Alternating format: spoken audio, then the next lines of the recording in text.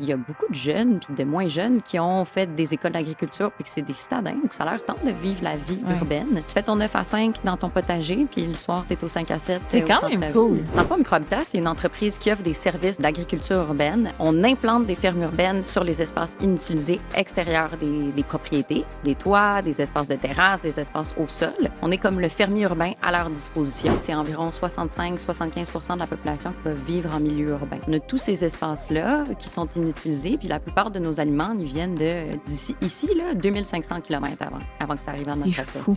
Chez nous, au Québec, on mange pas de temps local. On mange des avocats, on mange des citrons, on en mange beaucoup des affaires qui viennent pas de chez nous.